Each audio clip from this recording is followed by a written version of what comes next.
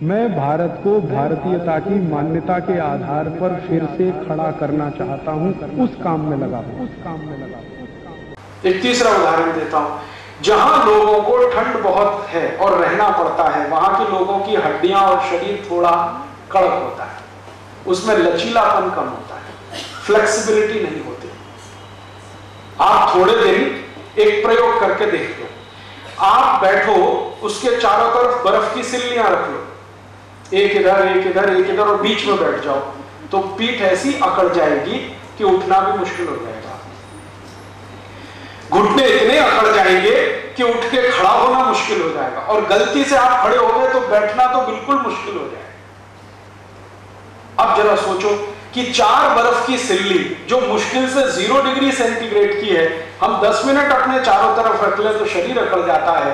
Europe के लोगों को 9-9 महीने बर्फ के चारों तरफ ही रहना पड़ता है, बिताना पड़ता है, तो शरीर के सारे जॉइंट्स उनके स्टिफ होते हैं, कड़क होते हैं, उनमें फ्लेक्सिबिलिटी नहीं होती।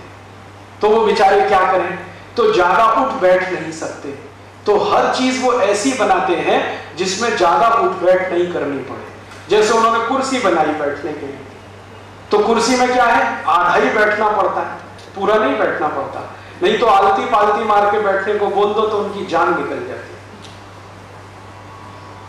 और उन्होंने बैठने के लिए जैसी कुर्सी बनाई है वैसी खाना खाने के लिए बनाई है, वैसी ही टॉयलेट में बनाई है कमोड सीट, क्योंकि वो ज्यादा फ्लेक्सिबल घुटनों वाले नहीं है।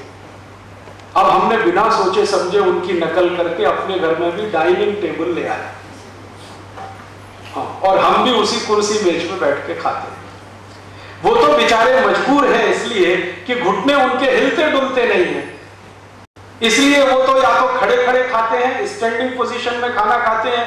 तो उन्होंने बुफे सिस्टम लाया अपने देश में, क्योंकि झुक ही नहीं सकते, स्टिफ इतना हो गया है, कमर भी कड़क है, घुटने भी कड़क हैं, झुके कैसे बैठे कैसे, तो खड़े खड़े खाना खा लेते हैं या लेट जाते हैं। बैठना उनके जीवन में बहुत ही कम होता है, घुटने मोड़कर तो बिल्कुल असंभव जैसा होता है। और जो हम बैठ जाते हैं ना सुखासन में आलती पालती मार के, उसकी तो वो सालों साल एक्सरसाइज करें तब भी नहीं बैठ पाते। तो उन्होंने अपनी मजबूरी के चलते अपना टॉयलेट रूम बनाया जिसमें कमोड सीट लगाया, अपनी मजबूरी के चलते डाइनिंग टेबल बनाया जिसमें आधा ही बैठना पड़े, अपनी मजबूरी के चलते उन्होंने बुफे सिस्टम लाया क्योंकि खड़े होकर ही खा लें। अब हमने बिना सोचे समझे उनकी नकल कर लिया, और जिनके घुटने भी अच्छे हैं, कमर भी ठीक है, फ्लेक्सिबिलिटी है, उन्होंने अपने अपने घर के बाथरूम में कमोड लगा दिया। अब मैं पूछता हूं, भाई ये अंग्रेजी स्टाइल का कमोड आपने क्यों लगाया? कुछ सोचा है, समझा है इसके बारे में? क्योंकि वो तो बेचारे इसलिए लगाते हैं कि झुक नहीं सकते, बैठ नहीं सकते। और एक समस्या और है कि जो लोग रोज पाव रोटी खाएंगे सड़े हुए मैदे की, उनका पेट कैसा होने वाला है जरा सोचो। कब्जियत है, बहुत कॉन्स्टिपेशन है, पेट साफ ही नहीं होगा।